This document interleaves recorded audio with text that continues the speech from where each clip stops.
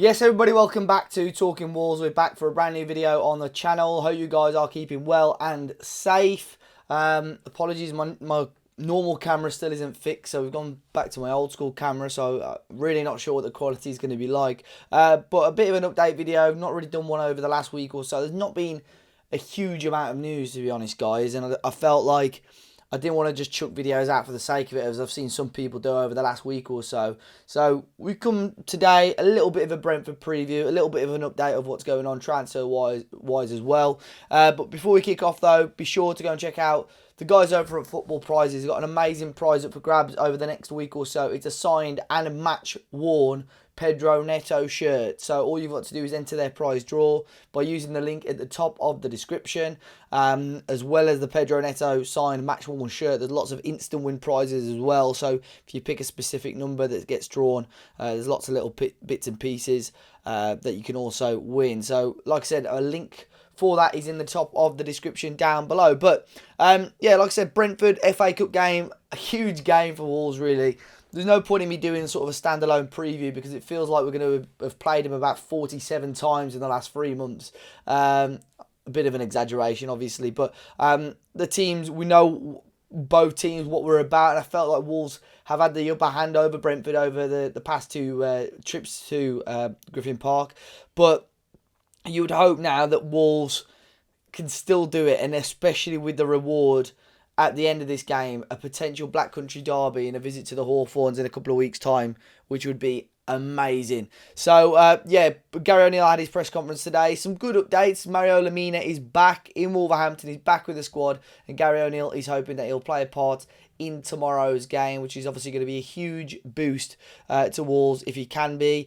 Mainly because obviously Joao Gomes is suspended, so he won't be part of the squad. So I think Lemina next to Tommy Doyle could be a really big boost for Wolves. Gary O'Neill's also confirmed Nathan Fraser is going to be in the squad as well. You would assume starting on the bench, but with the likes of Sasha Kalajdzic gone, Fabio Silva gone out alone, Nathan Fraser now is the only real number 9 that we've got left at the club at the moment, and you would assume that Wolves will be working very hard to get another one in before the end of the transfer window as well. Craig Dawson has been injured, and missed a bit of training. He should be back. Same as Hugo Bueno as well. And then, of course, the likes of Hwang, Ryan Aït-Nouri, Boubacar Traoré, all on international duty. But fingers crossed, guys, Wolves can win that third round replay, and we see us get a Black Country derby against the Albion, which would be amazing. I think their fans are hoping, probably for the only ever time, West Brom fans are hoping that Wolves also win this game. So let's jump into the transfer news and rumours. Hugo Ekitike, he may well be the story of the transfer window.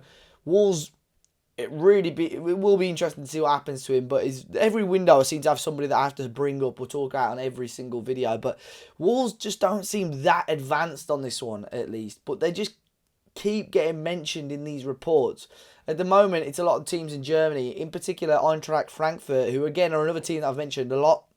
Of course, they've signed Sasha Kalajdzic. I think they were after Juro Sinmi as well, who we were linked with previously.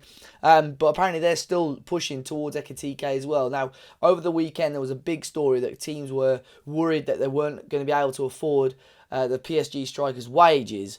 But a report from Germany today suggested that Ekitike knows that he's going to have to lower his wage demands and his salary to make sure he can get game time elsewhere. Now, Wolves obviously are going to be an attractive proposal for him. Wolves have got links with George Mendes, who's got very close ties with the transfer hierarchy at PSG as well. But at the moment, Eintracht Frankfurt seem to be quite strongly positioned in this as well. So, Hugo Ekitike, do I think he's going to leave PSG before the end of the window? Yes. Would it be to Wolves? At the moment, I'm not so sure. So, let's wait and see on that one. But at the moment, I just don't think... I'm not convinced by it at the moment. Big reports coming from Brazil as well. It seems to be pushed a little bit. Joao Gomes, what a player he's been for Wolves this season. Of course, a huge transfer saga for him. This time last year, came to Wolves, had 6 months, got a dream debut, scoring the winning goal against Southampton. He's been in and out of the side, but really made a central midfield position his own next to Mario Lemina. Defensive work this season has been phenomenal, and I think he is bound to play for some of the bigger teams in the world. But now, there's been reports over the last few days or so that teams in the Premier League are liking the look of him, in particular Tottenham Hotspur. The main issue with these reports is that the Brazilian outlets believe that Wolves could listen to, the could being the key word, could listen to offers of around 35 million euros, which does obviously sound far too low. About 30 million pounds sounds far too low for Joao Gomes, especially when Wolves aren't in desperate and dire need to sell. And of course, he's been such a big part of the team as well. I think you'd have to double that for Wolves to, seriously consider the offer. In and around that £60 million mark, maybe in the summer. That's when Wolves could look at it. But personally, again, I don't think Joao will move on in January. But it's always nice that you've got bigger teams looking at players maybe. But very, very good player, very good young player. Let's wait and see. There's always going to be interest. A team of Wolves' stature at the moment, obviously not in European competition, got really good players. They're always going to get interest, and us as Wolves fans need to realise and obviously appreciate that as well. Another player that's getting a lot of interest is Pablo Sarabia. Of course, really struggled to break into the team up until about the sort of October, November mark, really. Ever since that Spurs game, and obviously injuries and suspensions to certain players have allowed Pablo Sarabia to come into the team and shine, really. A few days ago, it was reported that the Spanish club Real Sociedad were interested in him. They really wanted to bolster their attacking line, and Sarabia was going to be a player that they looked at. However, it has been reported by AS today that they have held talks with Jorge Mendes, who is the agent of Pablo Sarabia, but Sociedad will not proceed, as they believe any potential deal for the Wolves attacker will cost them far too much, especially with Pablo Sarabia having a much more important role at Wolves over the last few weeks or so. So yeah, again, Wolves got Sarabia for a great price. I think it was about 5 million euros. So if you were to sell him, you'd make profit for sure. But Wolves aren't in a position, we really aren't in a position to sell at the moment. It's not like the squad is overwhelmed in a certain position. We are, although I feel the depth is good, it's still one or two players leaving, it'll cause a few problems. So I think that's the right decision. Now, in terms of incomings, there have been a few players linked to Wolves over the last week or so. One of them being Pablo Rosario, currently a Dutch international playing for Nice over in France. It's been reported today by the Mirror that Wolves, Fulham, West Ham and Brentford all reportedly keeping tabs on him and have had scouts watching him over the last few months. Bundesliga sides are also interested in him. Yeah, I'd be interested in this one. I'd be surprised again if it's a move for January, because he's a central midfielder. Not a player that Wolves, and a position that Wolves are desperately crying out for, unless it is the right price. Because I suppose at the moment you've got Tommy Doyle, Joao Gomes, Lamina, Boubacar when he returns, that's 4. And you would assume maybe the likes of Joe Hodger and whatever go out on loan. So maybe if the price is right. But again, I'd be very surprised to see this one come to fruition this month at least. An interesting story that came from Turkey over the weekend is that Wolves apparently had a bid rejected for the Besiktas striker Semih Killoy. Just 18 years of age, 4 goals, 1 assist in 7 league games so far for the Turkish forward. Apparently a really highly rated young player. He has recently signed a new deal with Besiktas, so that's obviously going to make his value even higher. There's no details on the value of the bid that Wolves put forward towards Besiktas for the striker as well.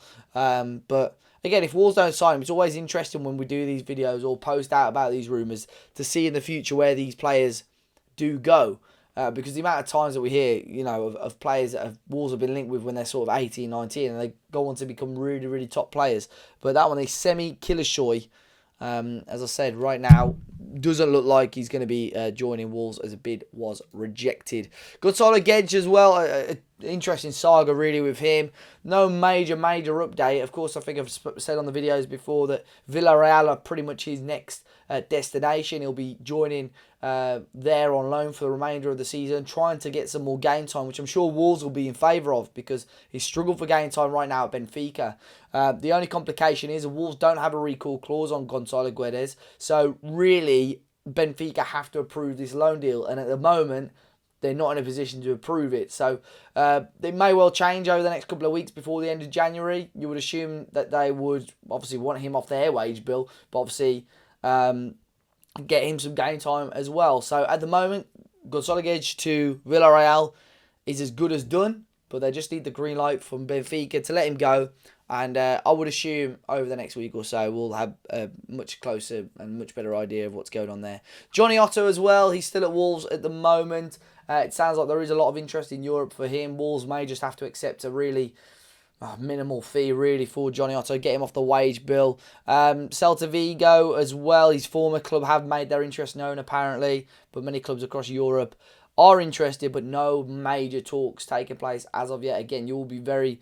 I genuinely wouldn't be surprised that if there's not a deal in place by deadline day, Wolves and Johnny come to some sort of mutual termination. It's happened before. It wouldn't surprise me if this happens again, but at the moment, Wolves obviously will try their best to get a little bit of money for the defender. And to finish off, Dexter Lembikisa as well. His loan deal at Rotherham was terminated, he recalled, and now he's moved up to Scotland, to Hearts. Interesting, obviously we saw Fabio move over to Scotland earlier in the month. Dexter Lembikisa now moved to Hearts, they're third place in the SPL at the moment. Another player whose loan has now been terminated by Charlton is Chem Campbell as well. So I think they've had a change in manager, change in system, so it's not really going to suit Chem Campbell really. So limited minutes, getting back. Is he going to play first team football or 21 football for Wolves? Or you would assume Wolves will try and find another loan deal for him. But guys, that is all for today, I believe. Of course, let me know your thoughts in the comment section down below on anything. Gary O'Neill pretty much making it clear that Wolves are pushing and trying to get signings through the door. But we'll have to wait and see. Hopefully over the next week or so, I'll give you plenty more updates. And fingers crossed, Wolves get the business done in the FA Cup tomorrow. As always, guys, be sure to hit the like button, subscribe to the channel, and I'll catch you all very, very soon.